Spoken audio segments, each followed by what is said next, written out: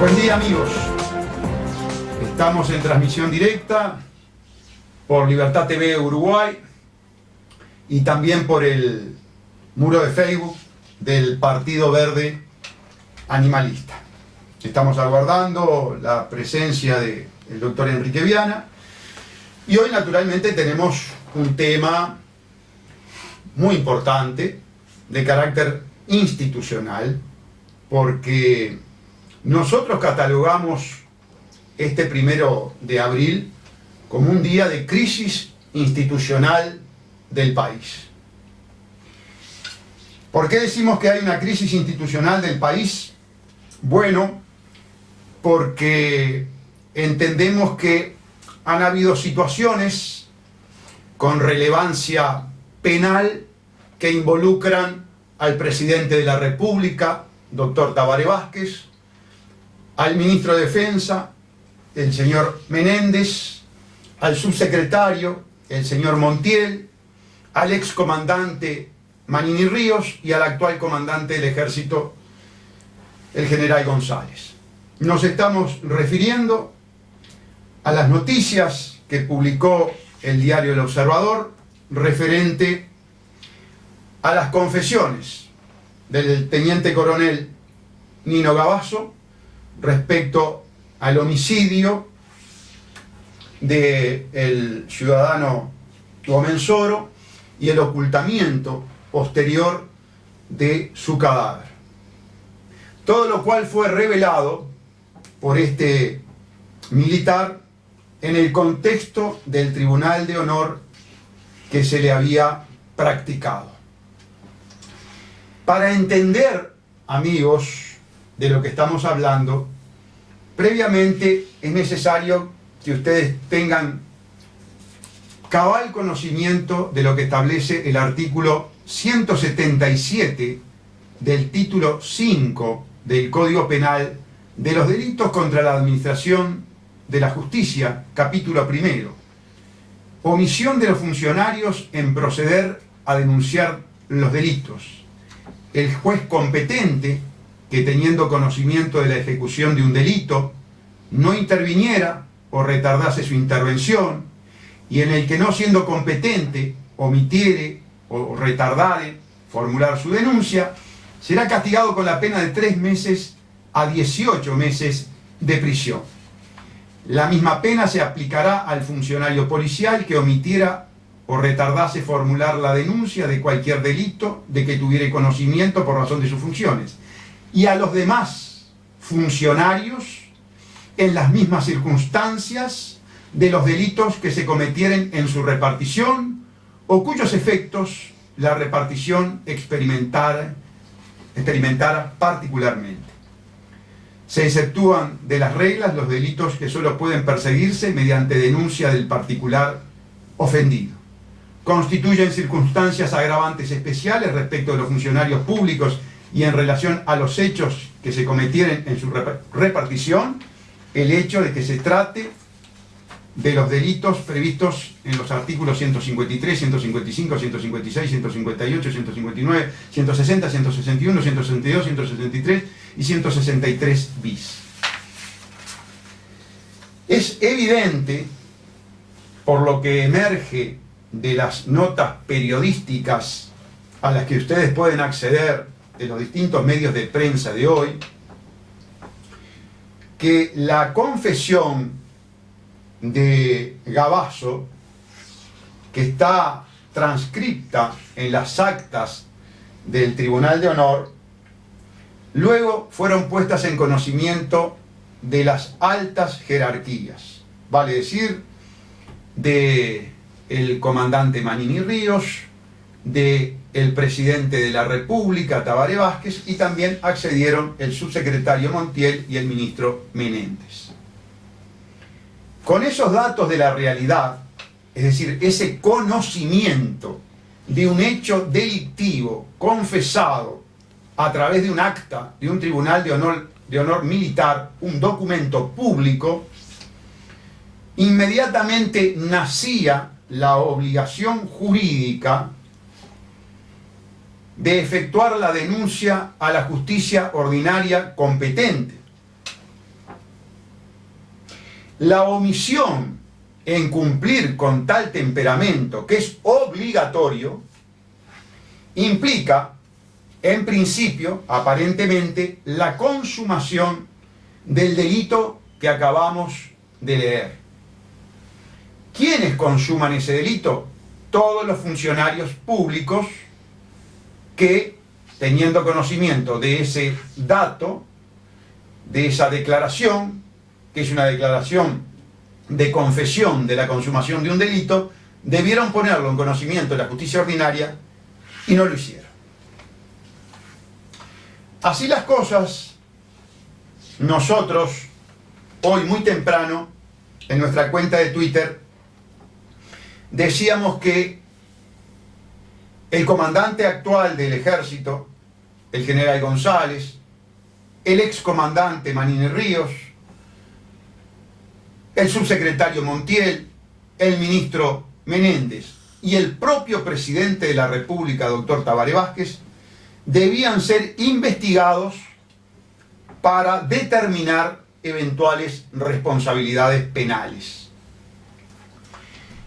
En una nota periodística de hace muy poquito rato, a través de El Observador Online, nos enteramos que el fiscal de corte, Jorge Díaz, decidió enviar a la Fiscalía de Flagrancia, que por turno corresponda, los antecedentes de las actuaciones del Tribunal de Honor que no fueron elevadas a la justicia cuando recogieron las declaraciones de José Gabazo y Jorge Silveira, que detallaban la comisión de varios delitos gravísimos, entre ellos la confesión de Gabazo de que había arrojado el cuerpo del tupamaro Roberto Gomenzoro al Río Negro luego de que fuera asesinado durante la tortura. Y aquí tenemos que distinguir dos aspectos que no quedan claros en la actuación del fiscal general. Si esta dada cuenta es a los efectos de la investigación con respecto a la autoría del asesinato, de las torturas que sufrió Gomenzoro a manos de Gabazo, o si el envío a la Fiscalía de Flagrancia es, además de ese aspecto, por las eventuales responsabilidades que le pueden corresponder al presidente y a los otros funcionarios que ya hemos mencionado. Quien tiene la potestad jurídica de realizar la imputación es la Fiscalía.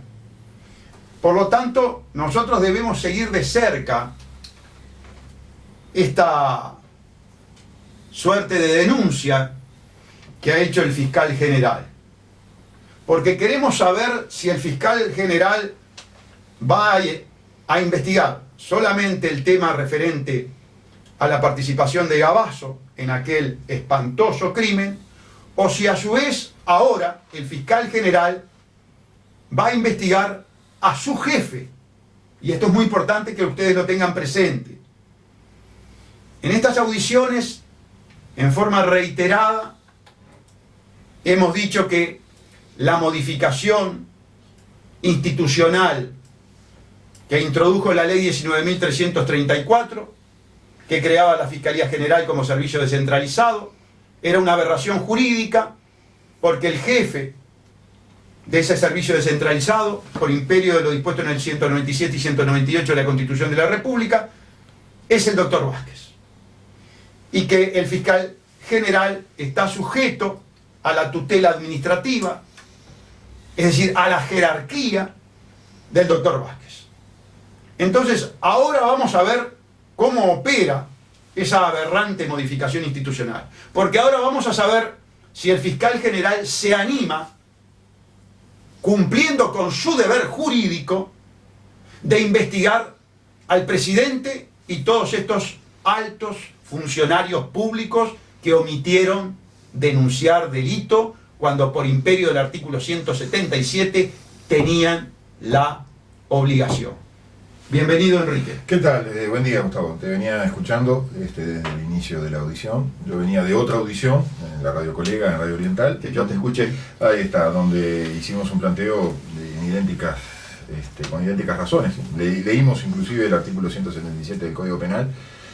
Primero para ubicar a los ciudadanos en el sentido de que cuando se habla de funcionarios públicos, esto es bueno porque yo creo que hay muchos funcionarios públicos que están poniendo las barbas en remojo hoy al enterarse por nosotros, porque no hay otro que lo explique como lo explicamos nosotros, y eso parece mentira, ¿no?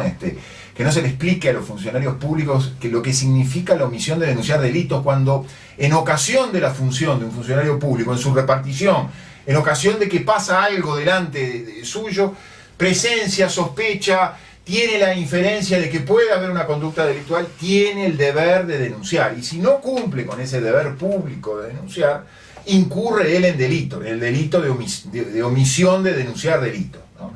Aún el retardo, habla el código, sí. en demorarse, el retardo significa eso, en demorarse en denunciar ya significa la posibilidad de que se esté incurriendo en delito.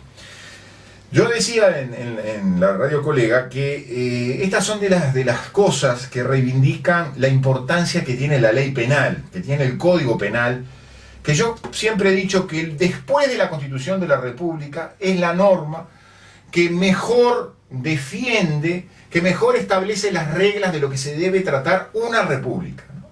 En los delitos, como bien dijiste tú, contra la administración de justicia, en los delitos contra la administración pública, se encarga de decir, sin que no haya que agregar medio renglón, cuáles son los deberes de los funcionarios públicos.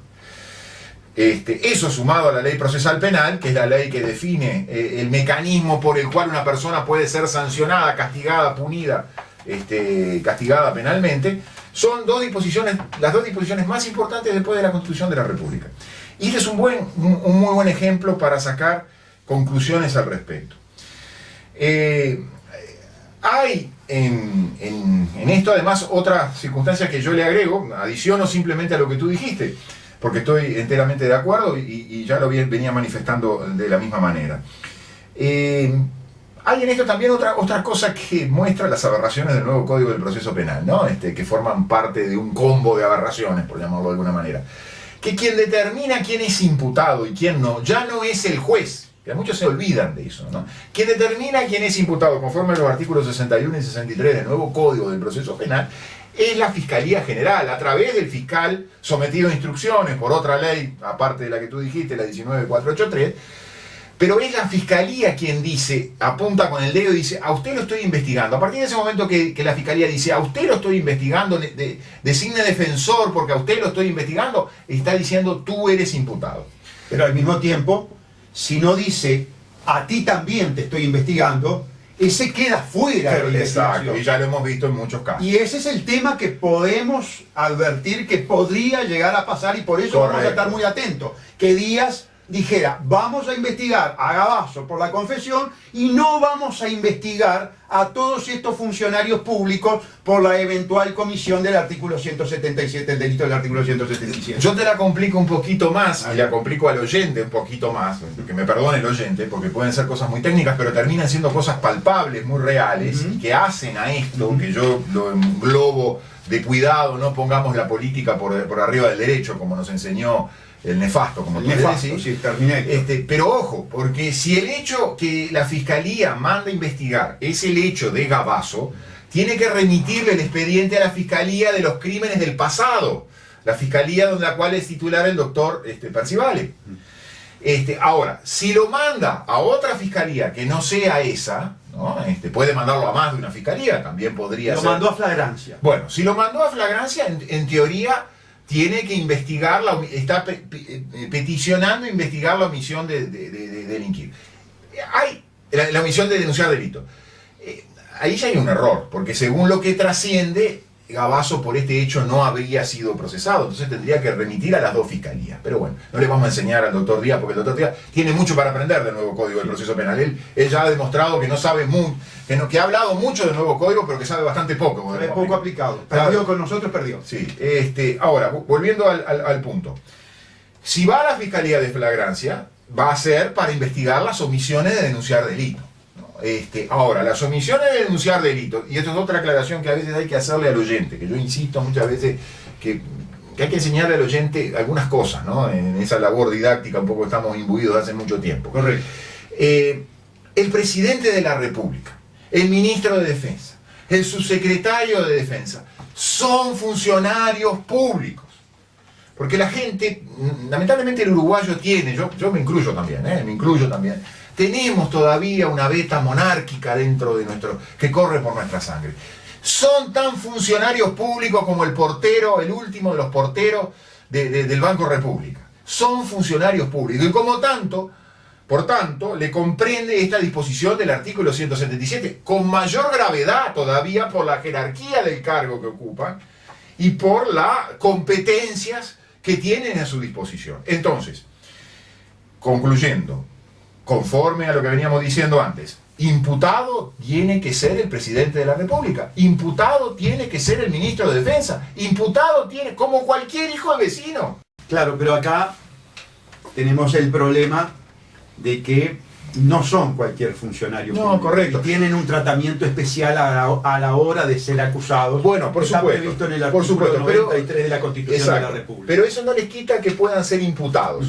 Porque el imputado es la designación por parte de la Fiscalía. Yo pretendo investigarte a ti. Y si tú me permitís una cosita, Gustavo, es lo siguiente. No entiendo, yo sé que tú te vas a referir a esto también, pero no entiendo algunas manifestaciones. No, bueno, ni que hablar. Como la de la senadora Xavier, que habla de una omertá. Bueno, justamente el artículo 177 castiga la omertá del funcionario público. Correcto. Ahora, la senadora Xavier no es del mismo sector partidario dentro de la concha de retazos del presidente Tabaré Vázquez. Correcto. ¿A qué omertá se está refiriendo? La senadora Xavier está imputando de facto al presidente Tabaré Vázquez que cometió delito, porque debe ser coherente en su conclusión. Hay más. No es el Hay único. más de un frente amplista que pretende capitalizar esta situación tan desgraciada que refiere a los crímenes de lesa humanidad del pasado, que tanta ventaja le han sacado desde el punto de vista político. Y allí aparece el diputado Puig, y allí aparece Vergara, y allí aparece Rafael Michelini, y allí aparece con esta senadora Xavier. Sí, el que más se acercó al punto fue David Uriarte, pero no se acercó totalmente. Correcto. Porque dijo que había delito. Ahora, señor doctor David Uriarte, que es un muy buen abogado, usted sabe perfectamente que si hay delito del comandante González, si hay delito del comandante Manini Río, hay delito del subsecretario, hay delito del ministro Menéndez y hay ministro del presidente de la República, Sí. Vázquez. David Uriarte además es catedrático de la Cátedra de Derechos Humanos en la Facultad de Derecho de la UDELAR, ¿verdad? Entonces, evidentemente tiene un enfoque muchísimo más técnico y no tan politiquero como el que tienen estos individuos que salieron a pontificar sobre el tema de los derechos humanos. Hubo incluso un diputado, Carlos Rodríguez, que hizo una comparación con los pactos en el nuevo proceso penal. Y yo creo que ahí se pisó un poco el palito. Porque yo creo que lo que él quiso decir, que los pactos por una bicicleta, por cambio de hacer tortas fritas, todas esas cosas ridículas que estamos viendo con el nuevo Código del Proceso Penal, insólitas, que son aberrantes también, porque el ciudadano a veces entiende las aberraciones, a veces por esos ejemplos tan grotescos, ¿no? Que terminan siendo grotescos. Pero ojo, ¿qué está queriendo decir? Que porque él reivindica que no había obligación de denunciar. ¿Por qué? ¿Y por qué? Y entonces estamos hablando del viejo pacto.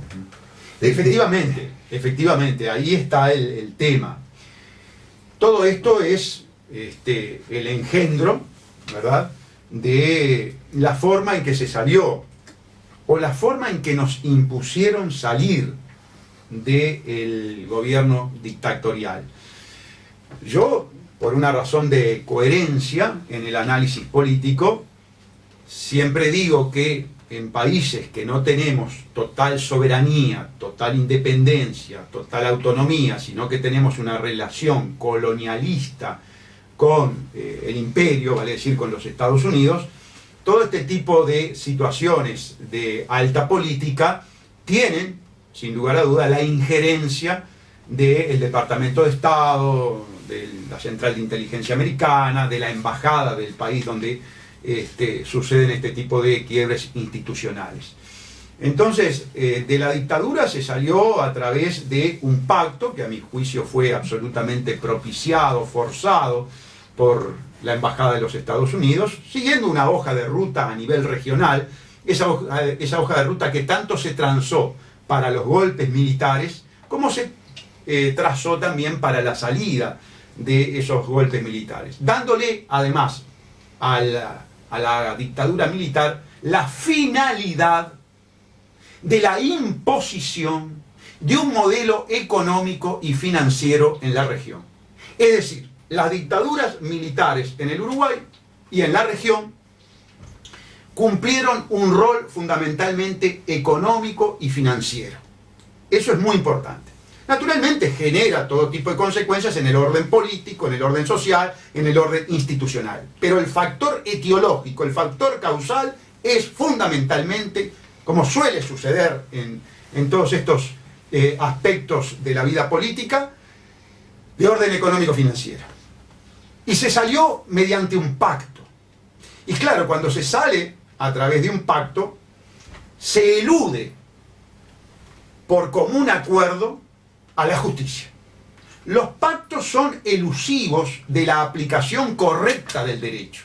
Eso tienen que entenderlo los ciudadanos. Los pactos son elusivos de la aplicación correcta, de la aplicación científica, de la aplicación técnica del derecho. Y entonces y además fue un pacto oculto, un pacto clandestino, un pacto que, si bien se mostró algunas luces de colores, algunos flecos, pero en el fondo de ese pacto no se tuvo ni siquiera el grado de sinceridad, no hablemos, siempre distinguimos entre sinceridad y honestidad, pero el grado de sinceridad de decir, mire, se pactó tal cosa, se pactó un armisticio en tales y cuales circunstancias donde no se va a aplicar el derecho penal, como decís tú. Eso no se hizo. Entonces, como no se hizo, siguen jugando a las escondidas, muchos siguen jugando a las escondidas. Sí, en el espectro político tenemos que decir, por lo menos hasta hoy a las 10:24 de la mañana, y por lo que he leído y escuchado en la prensa, el único partido que está reivindicando el pase a la justicia ordinaria para que se investigue la responsabilidad del presidente Vázquez, del ministro Menéndez, del subsecretario Montiel, del excomandante Manini y del comandante actual González, es el Partido Verde Animalista. A los otros partidos, inclusive antes que tú, en la audición de Oriental, estaba Sanguinetti, entrevistado Sanguinetti, y con respecto a este tema, obviamente, le corresponden las generales de la ley, estaba inmerso de lleno en el tema del pacto, fue también muy cauto, no habló de responsabilidades penales de quienes podrían verse incurso en la consumación del delito del artículo 177. Javier García, por el Partido Nacional, también en este sentido, llega incluso a establecer que no debe pedirse la renuncia del comandante en jefe actual del Ejército. Nosotros queremos ser bien claros. No, ahí está, sí, me imagino lo que vas a decir. No solo la renuncia del comandante en jefe. Eso que yo quiero ser bien claro. Aquí quien se tiene que ir del Poder Ejecutivo, quien tiene que presentar renuncia hoy, es el presidente doctor Tabaré Vázquez. Y a él hay que investigarlo por la propia aplicación del derecho que impulsó el Frente Amplio en las causas de los militares, que es la teoría del dominio. Aquí también se aplica. Entonces, acá la teoría del dominio no tiene fisura. No tiene fisura. Entonces, hay que ser valiente. No hay que utilizar el tema de los derechos humanos con fines aberrantes, como lo está haciendo el Fraude Amplio. Hemipléjicamente. Estos curreros de los derechos humanos. Sí, bien de frente. Curreros de los derechos humanos. Si se pide la renuncia del comandante González, que yo la estoy pidiendo, González hoy se tiene que ir. También estoy diciendo, del mismo modo que se tiene que ir González, se tiene que ir Tabaré Vázquez. Aquí no hay dos interpretaciones. Acá estamos hablando de derechos humanos, acá estamos hablando de la aplicación correcta y valiente de la ley. Aquí si hay una operación política, hay que dejarla, desbaratarla, evidenciarla, desenmascararla. Porque a mí me parece que de las declaraciones del candidato a la presidencia Vergara, de las declaraciones del candidato Andrade, emerge efectivamente que hay una operación política. Y a estos candidatos hay que decirles, señores, la aplicación correcta de la ley y de la Constitución es para todos iguales. No utilizar la Constitución y la ley con fines de baja politiquería. Vamos a la pausa y volvemos.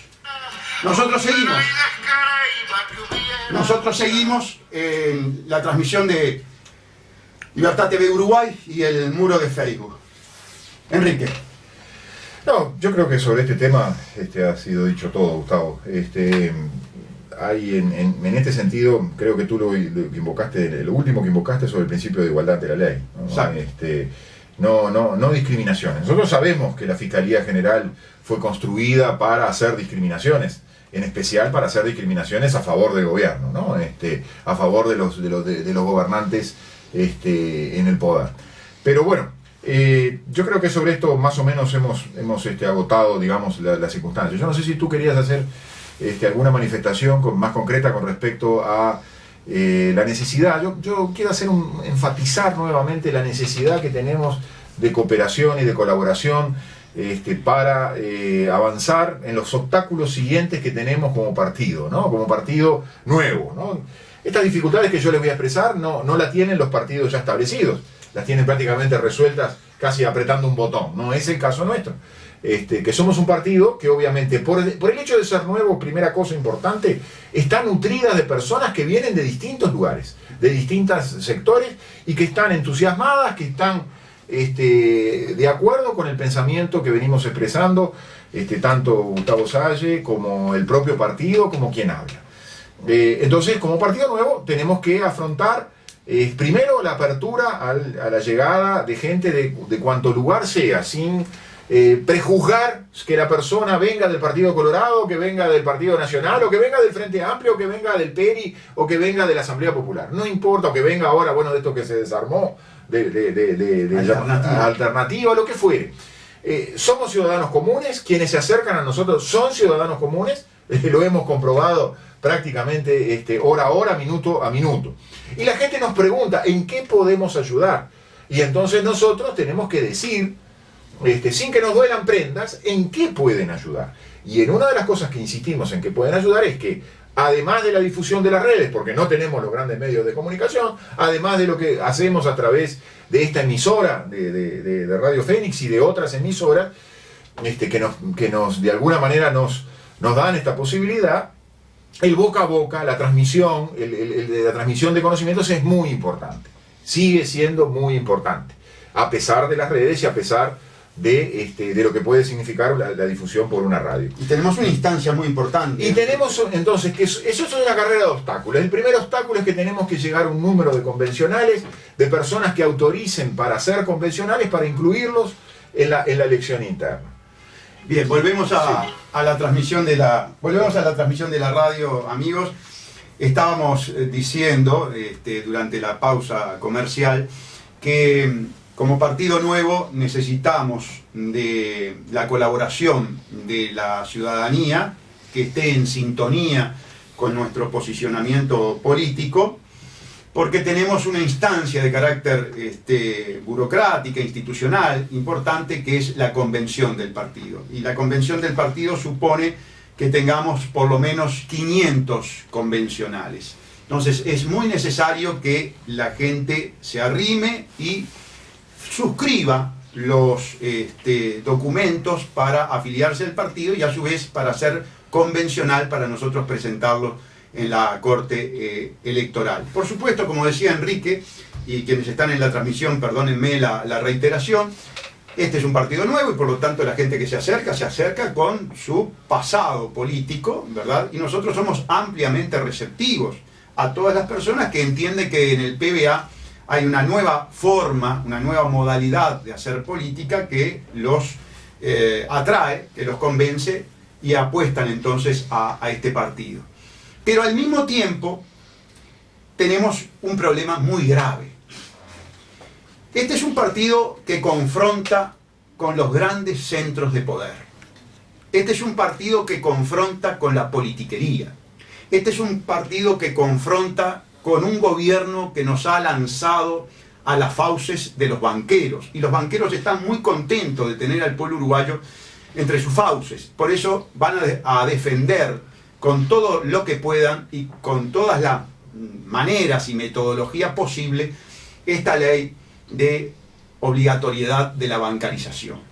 Entonces tenemos que tener cuidado, y no porque tengamos una visión conspirativa de la vida, pero sí porque tenemos experiencia en el tema, tenemos que tener cuidado con las infiltraciones que van a procurar destrozarnos desde dentro, es decir, generando la discordia, el caos, sobre todo el caos en la administración de lo que es la expresión en las redes del partido. Por eso se ha decidido que el partido tenga grupos de WhatsApp, Facebook, oficiales, donde van a encontrar el posicionamiento del partido, donde van a encontrar el posicionamiento del vicepresidente, del candidato a la vicepresidencia, el doctor Viana, y donde van a encontrar también el posicionamiento de quien habla, así como también de otros candidatos a la diputación. Pero son los sitios oficiales. ¿Qué estamos tratando de hacer con esto?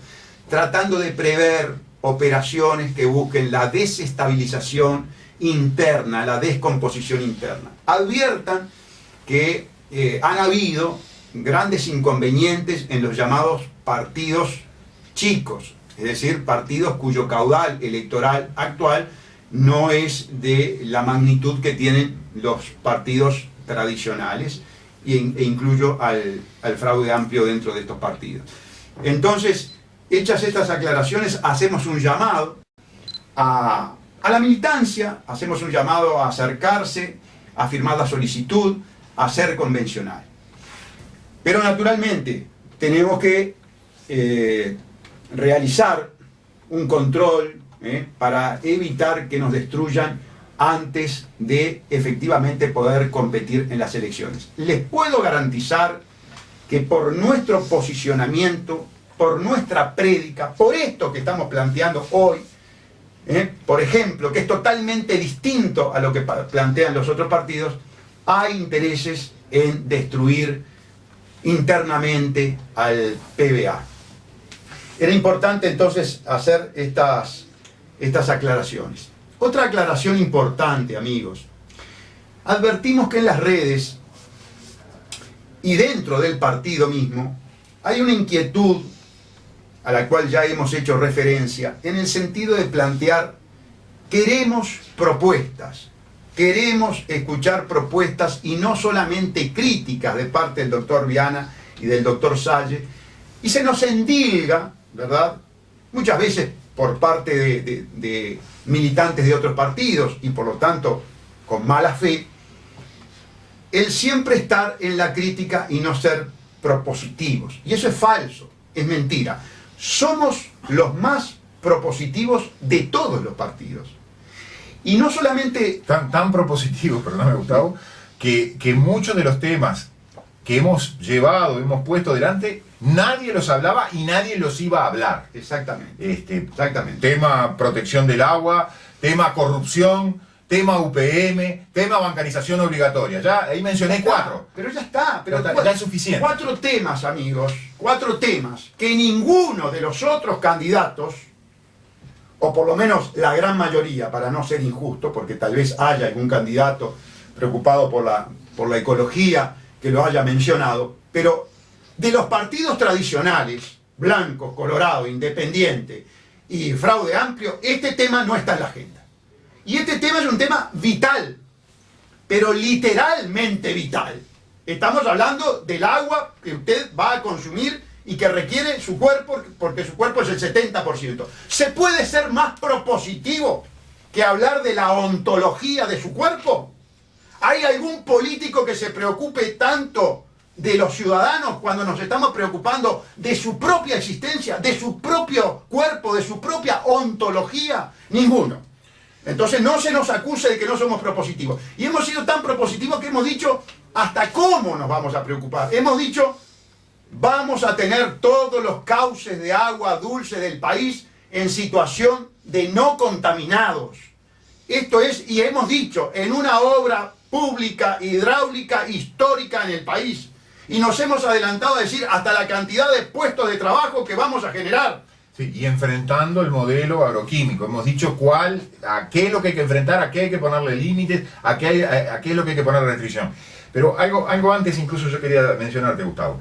En esos 4 temas que mencionamos ahí al pasar, que hemos hecho las propuestas del caso, el silencio, la omertá, voy a usar la misma palabra que usó la omertá, el silencio del otro lado, a nosotros nos demuestra otra de nuestras denuncias, Partido Único del Nuevo Orden Mundial. Claro. Es decir, deja en evidencia que todo lo otro espectro es más de lo mismo, es lo mismo. El otro día alguien me decía, bueno, pero si usted me dice eso, está favoreciendo al Frente Amplio. No. Si yo voto más de lo mismo, voy a recibir más de lo mismo, señores. Nos guste o no nos guste. Ya no es aquello voto a lo menos malo. No. Si todo es igual y yo elijo una fracción de todo eso igual, que no es la que está hoy en el poder, voy a recibir lo mismo. Entonces, yo creo que las comprobaciones que se hacen, a veces se hacen por vía indirecta, capaz que por un juego de carambola, ¿no? Pero si yo advierto que en esos 4 grandes temas que propusimos, ninguno de los líderes, de los futuros candidatos, por los partidos blanco, colorado, independiente, ni siquiera por el gobierno, se tratan esos temas, más bien se tratan los contrarios, porque quieren UPM, porque quieren bancarización obligatoria, porque no quieren atacar la corrupción y para eso aprobaron el nuevo Código del Proceso Penal, porque les importa 3 cominos que los más humildes tomen agua envenenada, a costilla de que se enriquezca un grupito de individuos que son favorecidos por el modelo. Por supuesto que hay favorecidos por el modelo y hay adulones de los favorecidos por el modelo. Por supuesto que hay corruptos y corruptores y hay adulones de los corruptos y los corruptores que están contentísimos con que no se investigue la corrupción. Pero justamente esos los hemos declarado, son nuestros enemigos. Y le agregamos siempre, tan peores que nuestros enemigos son los que han permitido el avance de esta ideología de la corrupción en la cual está inmerso el gobierno. Pero ojo, sepamos que hay coparticipación en los entes, que se han votado leyes por unanimidad, que las hemos denunciado hasta el cansancio, que demuestran que hay un partido único, que hay un conjunto de individuos que no van a cambiar la realidad porque la realidad los beneficia. Es absolutamente ingrato lo que se dice con respecto al Partido Verde Animalista. Ningún partido ha sido tan propositivo y activo. Porque, amigos, UPM está denunciada penalmente. Y los denunciantes penales de UPM, es decir, acción, pragmatismo, para salvar el agua, para salvar la patria, para salvar el bolsillo suyo, hemos sido Enrique Viana y el doctor Sáez, candidatos del Partido Verde Animalista. ¿Defendiendo qué? Defendiendo los recursos naturales, defendiendo las finanzas de la patria, defendiendo la vida. Defendiendo la vida, porque esto significa aumentar la contaminación. Somos proactivos, no solamente tenemos la propuesta, tenemos la acción, que no la tienen los otros. Fíjense, otro ejemplo, Aratirí, corrupción estructural de Vázquez, del Fraude Amplio, del Partido Socialista en especial. ¿Quién llevó adelante la acción para poder investigar esa corrupción de las negociaciones secretas? ¿Y quién llegó a un fallo que nos hacía lugar a acceder? ¿Y quién está peleando en la Suprema Corte de Justicia para la casación de un fallo salvaje, nefasto, antipatriótico del Tribunal de Apelaciones? No lo está haciendo ningún otro candidato.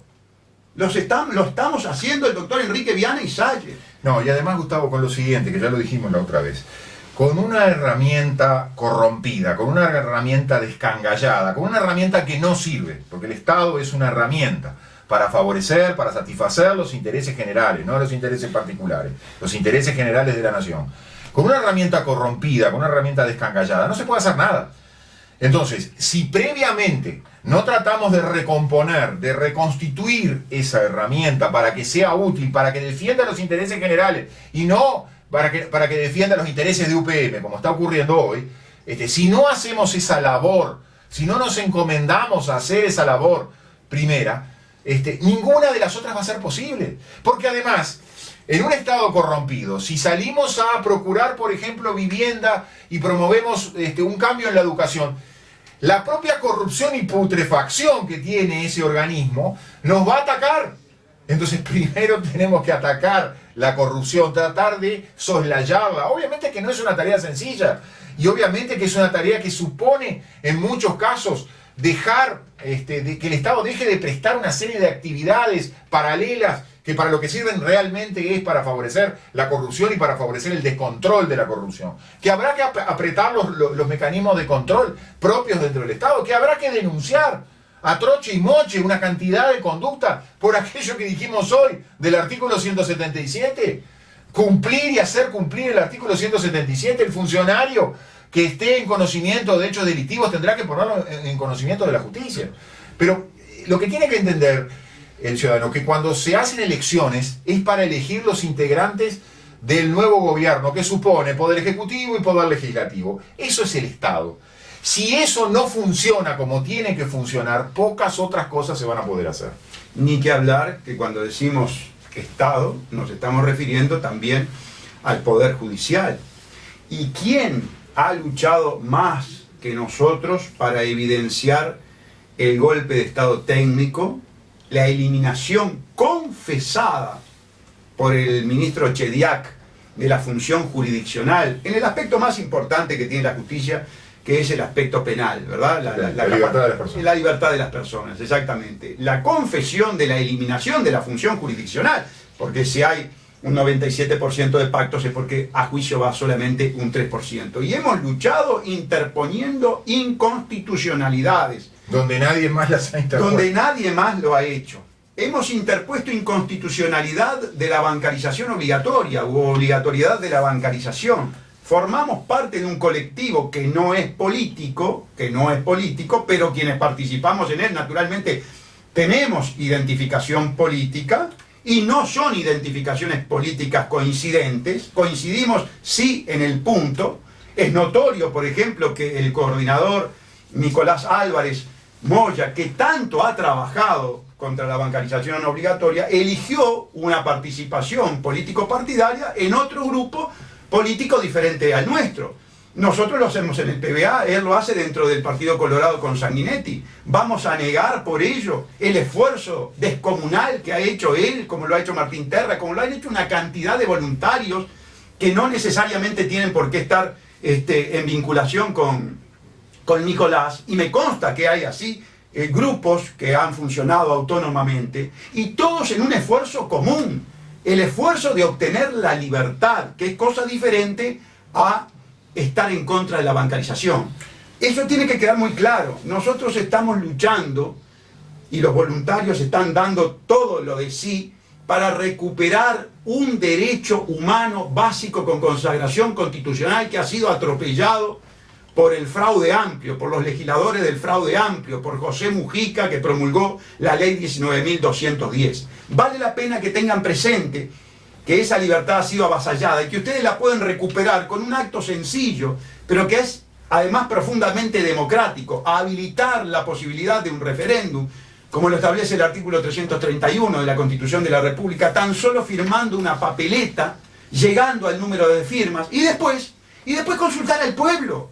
Y si el pueblo uruguayo en su mayoría dice, está bien la obligatoriedad de la bancarización, quiero entregar mi libertad, quiero ir a firmar un contrato de adhesión con las instituciones financieras, quiero que abusen las instituciones financieras como abusaron de Juan Salgado, por ejemplo, que salió a quejarse del abuso de las instituciones financieras por esta ley. Bueno, vamos a respetar la decisión popular, pero no, lo que no queremos permitir, y por eso estamos llamando a la firma de ustedes, es que un conjunto de legisladores, que no sé con qué estímulo espurio de parte de la banca y de los banqueros, llegaron a sancionar esta ley, que es una ley inconstitucional que avasalla el derecho a la libertad de contratación.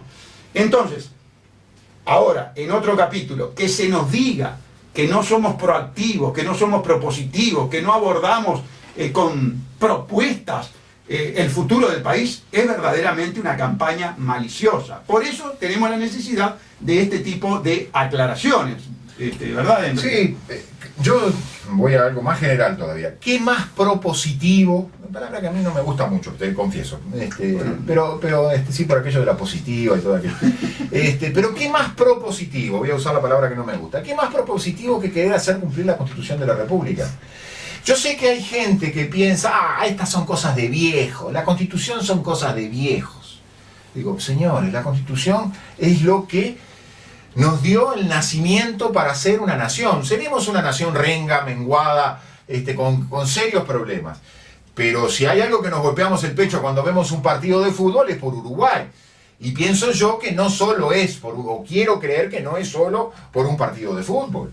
Señores, si somos Uruguay, si somos un país y pretendemos no ser una comarca de una oligarquía reducida de los poderosos del mundo, si tenemos un sentimiento de amor por el suelo que caminamos en cualquier parte del país, señores, tenemos que entender que la Constitución es el origen, es el nacimiento por el cual somos hoy lo que somos. Sí, entonces, reclamar el cumplimiento de la Constitución no es cosa de viejos. Oh. La prueba está que el otro día, en la reunión que hicimos del lanzamiento del partido, en las 250 personas que había muchos jóvenes, y eso, créanme que a Gustavo Saya, a quien hable, y a muchos de los que estaban ahí, nos insufló de un aire nuevo. Queremos gente joven, por supuesto, y le queremos decir a esa gente joven que no es cierto lo que dicen algunos de mediana edad y madurotes, que les dicen que la Constitución de la República no importa. No, no es así. Es todo lo contrario. Los que le dicen que la Constitución de la República no importa son los mujicas. Los mujicas que quieren poner la política, la politiquería por encima del derecho. La Constitución de la República es el conjunto de normas de conducta de los gobernantes. Cuando los gobernantes se colocan en un gobierno de facto o en un gobierno democrático por encima de la Constitución de la República, se quieren colocar al margen de las normas de conducta, quieren delinquir, quieren obviar el cumplimiento de la Constitución para cumplir fines ilícitos, fines antijurídicos. Se quieren colocar al margen del derecho. Y eso es lo que nosotros no podemos. Por eso la Constitución de la República es tan importante. Es el conjunto de reglas de conducta de nuestros gobernantes. Es la garantía que tenemos nosotros de que no vivimos en una monarquía. Porque cuando vivimos en una monarquía, o cuando vivimos en una dictadura o en una tiranía, el tirano, el dictador, el monarca, no se rige por las normas de la Constitución. Se rige al margen, es impecable, es irresponsable, hace lo que quiere, hace y deshace. Arbitrariedad. Arbitrariedad, que algunos la identifican con una amplia discrecionalidad. Bueno, una amplia discrecionalidad termina siendo arbitrariedad. Entonces, si será importante la Constitución de la República, si será importante que los más jóvenes empiecen a leer la Constitución de la República, tú la trajiste allí, que empiecen a leer para darse cuenta que si eso se descalabra, si eso se corrompe, si se corrompe en definitiva la República y la democracia, estamos viviendo en un espejismo. No queremos seguir viviendo en el espejismo. Queremos un proceso de reconstitucionalización del país. Por eso insistimos en eso como una idea clave. Sin eso, seguiremos siendo, pasaremos definitivamente a ser comarcas coyunturales, un ratito de Bosnia, un ratito de Aratirí, un ratito de los chinos. No lo hacemos por ser abogados.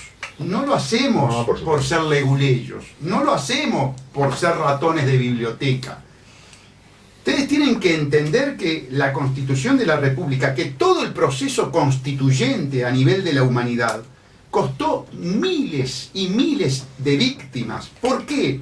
Porque la Constitución es el instrumento, es la herramienta que tiene el gobernado para frenar los potenciales desbordes de los gobernantes. Y yo les voy a dar un ejemplo muy claro. Y se lo voy a dar con respecto al agua. Fíjense que el presidente Vázquez, con respecto al líquido vital, el 70% de nuestro cuerpo o más, se pasó la Constitución, vaya a saber por dónde, y firmó un contrato grotescamente abusivo, nulo, criminal, Y ni siquiera lo firmó él. Violando la Constitución de la República, le dijo a Roballo, a Toma y a García, vayan y fírmenlo ustedes. Yo creo que en esas conductas, cuando se procede así, está el famoso aquel Framarino de Malatesta, ¿no? El indicio de fuga. Nicolás Framarino de Malatesta. Sí, un insigne jurista que escribió sobre la prueba, Sí, sí. y sobre todo muy bien sobre los indicios. Y dijo que cuando alguien toma algunas conductas de estas, es un indicio de fuga. Es como el chorro que robó el celular y lo esconde o sale corriendo. Bueno, el indicio de fuga es ese. No lo quiero firmar, no vaya a ser que me dijeran que haya firmado un documento que es un delito o un crimen, ¿no? La Constitución es muy importante, porque con la Constitución, por ejemplo, tenemos el argumento para decirle a los cipayos de los banqueros, señores, esta ley atropella la libertad individual. Este texto es el que le da a ustedes la posibilidad de recuperar la libertad. Este texto es una barrera, es una suerte de fuerte, de muralla que ustedes tienen para frenar la avalancha de arbitrariedad que normalmente el gobernante, al servicio de intereses extraños, exógenos, foráneos, como se decía en la época de Pacheco Areco, ideologías foráneas, ahora nosotros le tenemos que decir al fraude amplio que están trayendo ideologías foráneas de las grandes corporaciones para quedarse con nuestra libertad, para quedarse con nuestros recursos financieros, para imponernos una modalidad de producción que implica que no tengamos agua limpia, que esté comprometido el líquido vital. Entonces no es por abogado, no es por leguleyo, no es por ratón de biblioteca, es porque es una herramienta fundamental. Porque si falla la Constitución de la República y a ti te están tocando la vida de tus hijos y de tus nietos, si falla el derecho para proteger a tus seres queridos, ¿cuál es la otra instancia que te queda? Porque a mí si vienen por la vida de mis nietos y el derecho no me ayuda y el derecho no me protege y se pasa por arriba la Constitución de la República, nace el derecho humano a la rebelión. No toquen a mis nietos porque toda metodología es válida. La ley de la jungla. Tan es ello así que quienes quieren entregar la patria, quienes están enquistados en el poder entregando la patria, se han preocupado enormemente por desarmarnos, por penalizar el hecho de tener armas. Y al mismo tiempo favorecer el aumento de la criminalidad. Y al mismo para tiempo colocarlos en una indefensión mayor todavía. Exactamente, exactamente. Entonces, señores, cuidado, la vida es fundamental. Y cuando un veterano ve que la vida de sus nietos está en riesgo, apela a la Constitución de la República, como hemos apelado con Enrique Viani y seguiremos apelando. Ahora también queremos ser muy claros, Si está en riesgo la vida de mis nietos, la vida de mis hijos, todo sirve, Cualquier metodología es jurídicamente válida.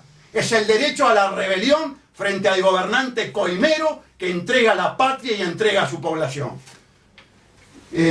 No, estamos con tiempo todavía. Esto es importante, amigos, porque estamos advirtiendo que, y en Argentina ha tomado estado público con el tema del voto electrónico. Aquí lo que nos ha llamado la atención es una circular de la Corte Electoral, que hay caminos que pueden llevarnos al fraude electoral. Y yo lo quiero decir bien de frente. Yo catalogo al fraude amplio de asociación para delinquir. Por lo tanto, yo no tengo la más mínima confianza en el doctor Vázquez en cuanto a sus atributos republicanos, institucionales, democráticos y de respeto a la Constitución. Yo tengo que decir que un individuo que entrega el agua, que entrega la patria, que lo entrega en un negocio con apariencia coimera, no me da ninguna seguridad. Yo estoy teniendo miedo y alerto al pueblo uruguayo con respecto a que esta asociación para delinquir quiera permanecer en el poder. Estoy teniendo mucha aprehensión con respecto a la llegada de tanto inmigrante de Cuba. Se lo tengo que decir bien claramente. A esta altura del partido estoy asustado con que 32.000 cubanos hayan ingresado al país. Estoy asustado con una ley que penaliza la tenencia de armas en un momento como este. Estoy asustado de que una corte electoral me saque una directiva de esta manera. Y estoy asustado que en Argentina haya quedado palmariamente de manifiesto y en forma científica de que el software electrónico para el conteo de la elección es perfectamente manipulable. Y manipulable por el gobierno. Entonces, con todos estos elementos, a su vez, con la advertencia que en su momento hizo el plutócrata Sibiu Brzezinski, diciendo que la tecnotrónica, que los adelantos tecnológicos van a estar al servicio de la élite gobernante en el mundo, hago un llamado de atención y digo, cuidado, alerta Uruguay, esta gente puede no querer entregar el gobierno. Será entonces, amigos, hasta el próximo lunes. Porque cuando